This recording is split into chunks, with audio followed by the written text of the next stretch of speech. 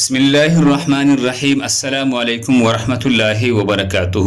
ناظرین گرامی، آج میں آپ دوستوں کو واقع کربلا تفصیل کے ساتھ بتاؤں گا۔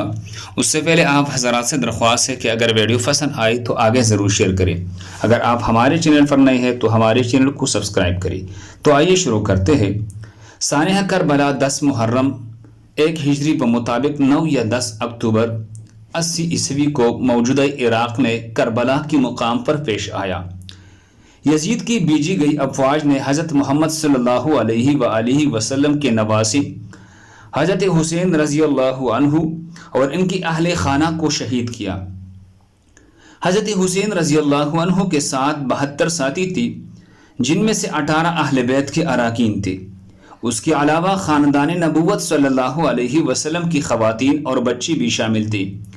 واقع کربلا صرف تاریخی اسلام ہی نہیں بلکہ تاریخی عالم کا نادر اور عجیب و غریب واقعہ ہے۔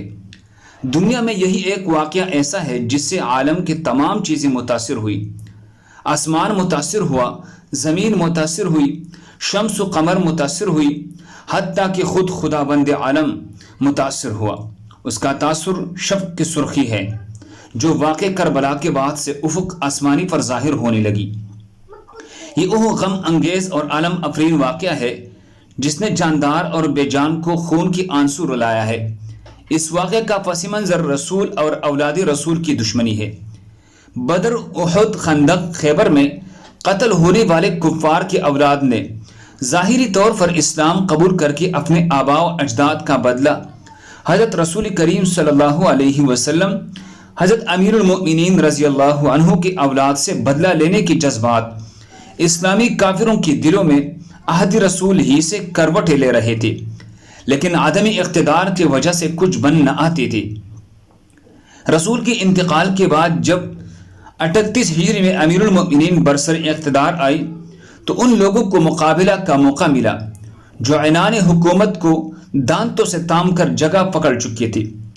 بالآخر وہ وقت آیا کہ یزید ابن معاویہ خلیفہ بن گیا۔ حضرت علی رضی اللہ عنہ اور حضرت امام حسین رضی اللہ عنہ شہید کیے جا چکے تھے۔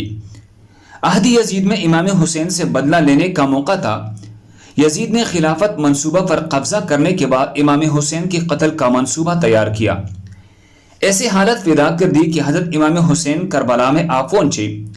یزید نے بھی روایت 80,000 فوج بھیجوا کر امام حسین کو 18 بنی ہاشم اور 72 اصحاب سمیت چند گھنٹوں میں موت کے گھاٹ اتار دیا۔ حضرت امام حسین رضی اللہ عنہ 28 رجب 60 کو مدینہ سے روانہ ہو کر 10 محرم الحرام 61 ہجری کو رسول کریم صلی اللہ علیہ وسلم کی خدمت میں پہنچ گئی۔ ظالموں نے 7 محرم الحرام سے پانی بند کر دیا۔ 10ویں محرم کو نہایت بے دردی سے تمام لوگوں کو قتل کر ڈالا۔ کربلا کا یہ واقعہ تاریخی اسلام کا بڑا افسوسناک حادثہ تھا۔ اس واقعہ کی خبر اللہ نے حضور صلی اللہ علیہ وسلم کو کر دی تھی۔ چنانچہ روایات میں آتا ہے کہ حضور صلی اللہ علیہ وسلم نے اپنے زوجہ حضرت ام سلمہ رضی اللہ عنہا کو ایک شیشی میں کچھ مٹی دی۔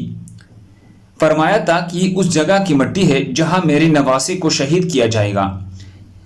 جب وہ شہید ہوگا تو یہ مٹی خون کی طرح سرخ ہو جائے گی۔ کربلا کے واقعے کے وقت حضرت ام سلمہ رضی اللہ عنہا زندہ تھی جس وقت حضرت امام حسین علیہ السلام شہید ہوئی۔ یہ مٹی خون کی طرح سرخ اور مایہ ہو گئی تھی۔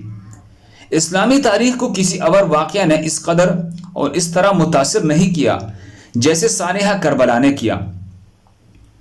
رسول اللہ صلی اللہ علیہ وسلم اور خلفائے راشدین نے جو اسلامی حکومت قائم کی اس کی بنیاد انسانی حاکمیت کے بجائے اللہ تعالیٰ کی حاکمیت کی اصول پر رکھی گئی۔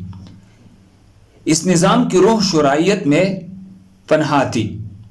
اسلامی تعلیمات کا بنیادی مقصد بنی نوع انسان کو شخصی غلامی سے نکال کر خدا پرستی، حریت، فکر، انسانی دوستی، مساوات اور اخوت و محبت کا درس دینا تھا۔